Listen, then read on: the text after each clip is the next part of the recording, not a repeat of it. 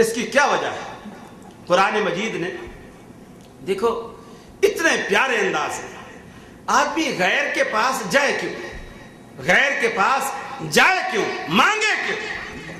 بڑی سخت اور کڑوی بات ہے، اللہ نے قرآن مجید میں بیان کی۔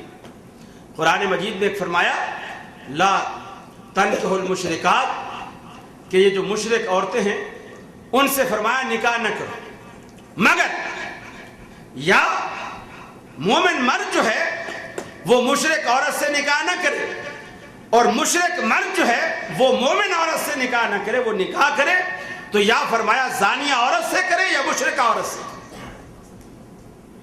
ان ينكحها الا زان او مشرک وحرم ذلك على المؤمنین۔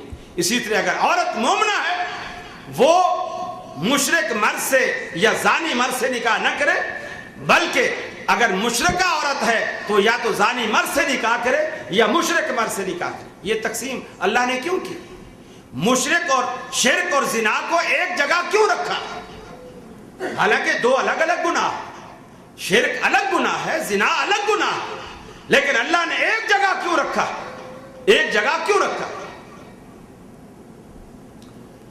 اللہ اکبر۔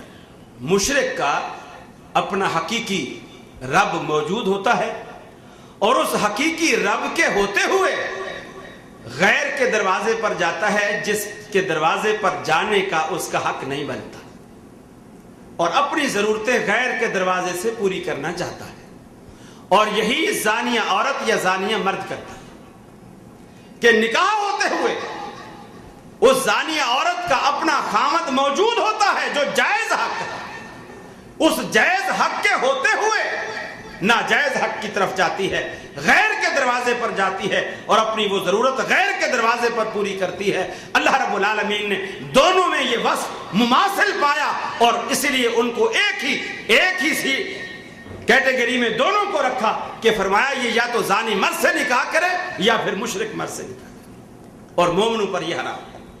میرے بھائیو سمجھو، شرک اس قدر برا، اس قدر حرام کہ اللہ رب العالمین نے قرآن مجید میں کہا، فرمایا من یشرک باللہ فقد حرم اللہ علیہ الجنہ ومأواہ النار وما للظالمین من انصار۔ جو بندہ اللہ رب العالمین کے ساتھ شریک ٹھہراتا ہے، کسی کو بھی اللہ رب العالمین کا شریک ٹھہراتا ہے، فقد حرم اللہ علیہ الجنہ، اللہ رب العالمین نے جنت اس پر حرام کر دی ہے، ومأواہ النار، اس کا ٹھکانہ دوزخ بنا دی ہے۔ گویا جہنم کو اللہ تبارک و تعالیٰ نے مشرک پر فرض کر دیا، جنت کو مشرک پر حرام کر دیا۔ ان اللہ لا یغفر ان یشرک بہ ویغفر ما دون ذلک لمن یشاء۔ زانی کی بخشش کا امکان موجود ہے بغیر توبہ کے بھی، زانی کی بخشش کا امکان موجود ہے، چور کی بخشش کا امکان موجود ہے، دیگر گناہ کرنے والوں کی بخشش کا امکان موجود ہے۔ اگر اللہ رب العالمین چاہے تو اپنے فضل سے، اپنے کرم سے اسے معاف فرما دے، لیکن رب العالمین نے فرمایا ان اللہ لا یغفر ان یشرک بہ۔ جس بندے نے میری ذات میں کسی کو شریک ٹھہرایا یا شریک سمجھا، لا یغفر، رب العالمین نے دنیا میں اس کی وضاحت فرما دی، اللہ رب العالمین اس کی مغفرت نہیں فرمائے گا۔ وَيَغْفِرُ مَا دُونَ ذَلِكَ لِمَن يَشَاءُ، اس کے علاوہ پروردگار عالم جس کے لیے چاہے گا بخشش کے دروازے کھول دے گا، لیکن مشرک کے لیے بخشش کے دروازے ہرگز نہیں کھولے گا، اس لیے کہ اس نے زندگی میں توحید کے دروازے اپنے اوپر بند کر لیے تھے، رب العالمین نے آج آخرت میں بخشش کے دروازے اس پر بند کر دیے۔ ان اللہ لا یغفر ان یشرک بہ ویغفر ما دون ذلک لمن یشاء۔ سورہ انعام میں اللہ رب العالمین نے اپنے انبیاء کے نام گنوائے، 18 پیغمبروں کے نام گنوائے، اور نام گنوانے کے بعد فرمایا وَلَوْ أَشْرَكُوا لَحَبِطَ عَنْهُمْ مَا كَانُوا يَعْمَلُونَ۔ اگر یہ میرے 18 معتبر پیغمبر اللہ کی جناب میں شریک ٹھہراتے، میرا کسی کو شریک بناتے، تو فرمایا میں ان کی ساری زندگی کے عمل برباد کر دیتا۔ اپنے حبیب کے بارے میں قرآن مجید نے فرمایا لَئِنْ أَشْرَكْتَ لَيَحْبَطَنَّ عَمَلُكَ وَلَتَكُونَنَّ مِنَ الْخَاسِرِينَ۔ اے حبیب، اگر تو بھی شرک جیسی غلاظت میں مبتلا ہو جاتا، اگر تو بھی شرک کی بیماری میں ملوث ہو جاتا لَيَحْبَطَنَّ عَمَلُكَ، تیرے بھی عمل برباد ہو جاتے، وَلَا تَكُونَنَّ مِنَ الْخَاسِرِينَ، اور آپ خسارہ اٹھانے والے، خسارہ پانے والے ہو جاتے۔ اگر شرک کرنے کے بعد اللہ کا پیغمبر بھی اپنے عمل کو ضائع کر کے بیٹھتا ہے تو میرے بھائیو ہمارے لیے عمل کی بقا کیسے ہوگی؟ شرک کے ساتھ عمل کی بقا ممکن نہیں۔ نمازیں پڑھے، روزے رکھے، حج کرے، ساری چیزیں ختم ہو جاتی ہیں اسی اندھی عقیدت کی وجہ سے۔ اور یہ شرک دیکھو، اب آپ مدینہ لوگ کرتے ہیں، لوگ مدینے جاتے ہیں، سب جاتے ہیں ماشاءاللہ، لیکن نیتوں میں بڑا فرق ہوتا ہے، بڑا فرق ہوتا ہے۔ اب کچھ لوگ جاتے ہیں ادھر ادھر دیکھتے ہیں، شرطوں کو دیکھتے ہیں، کہیں کوئی نہیں کھڑا تو جیسے موقع لگتا ہے ایک چمہ لے لیتے ہیں۔ اب کوئی کھڑا ہو تو پھر ڈرتے ہیں، یار کیا کریں، اب ہر جگہ وہابیوں کی حکومت ہے، ہر جگہ وہابیوں کی۔ اور ایسی یقین مانو، ایسی یعنی اندھا پن اس حال میں، یہ چھانگا مانگا پاکستان میں پنجاب میں ایک علاقہ ہے، شاید آپ لوگ اسے جانتے ہوں، وہاں ایک ہر سال سیلاب آیا کرتا، ہر سال سیلاب آتا تھا۔ ایک کوئی دریا کے کنارے کوئی مزار تھا، وہ نہیں گرتا تھا۔ لوگ کہتے تھے دیکھو وہابیوں کو، اب یہ بزرگوں کی کرامت کو نہیں مانتے، سارے شہر میں پانی آتا ہے اور کتنوں کے مکان گر جاتے ہیں، لیکن یہ چھانگا مانگا کے جو ولی کا جو مزار ہے، یہ دیکھ لو ہر سال جو کا توں کھڑا ہے۔ کئی سال گزر گئے، ایک سال سیلاب آیا تو سب سے پہلے وہی مزار گرا ہے، غالباً یہ بھٹو دور کی بات، وہی مزار سب سے پہلے گرا۔ اب وہ لوگ کہیں کہ جی وہ مزار کا کیا بنا؟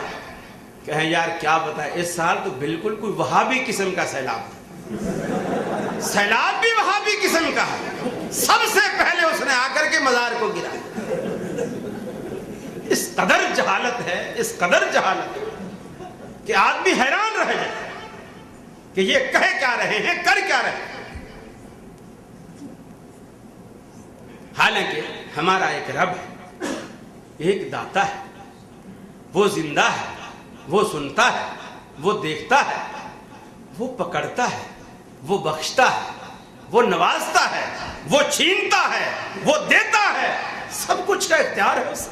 ان بطش ربک لشدید، گرفت کرتا ہے تو اس جیسی پکڑ کسی کی نہیں، اور معاف کرنے پہ آئے تو اس جیسا بخشنے والا کوئی نہیں۔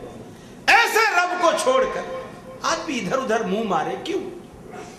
ارے جس بچے کا اپنا اصلی باپ زندہ ہو، وہ سڑک کے کنارے کھڑا ہو کر غیروں سے 8 آنے 4 آنے 1 ریال کیوں مانگے؟ اس کا باپ موجود ہے، وہ باپ سے دے، اور باپ کو خوشی ہوگی۔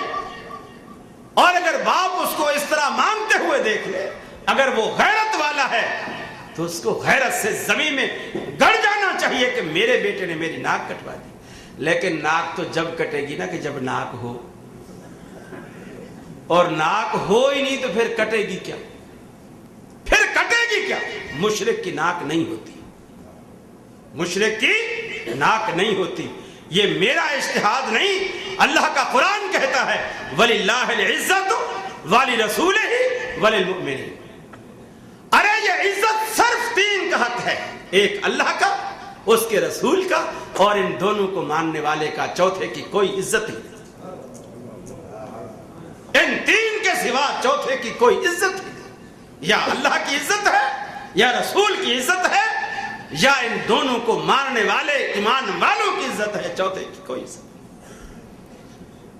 اسی لیے غیرت نہیں آتی، اسی لیے غیرت نہیں آتی۔ بے شمار یہ جو مزاریں بنی ہیں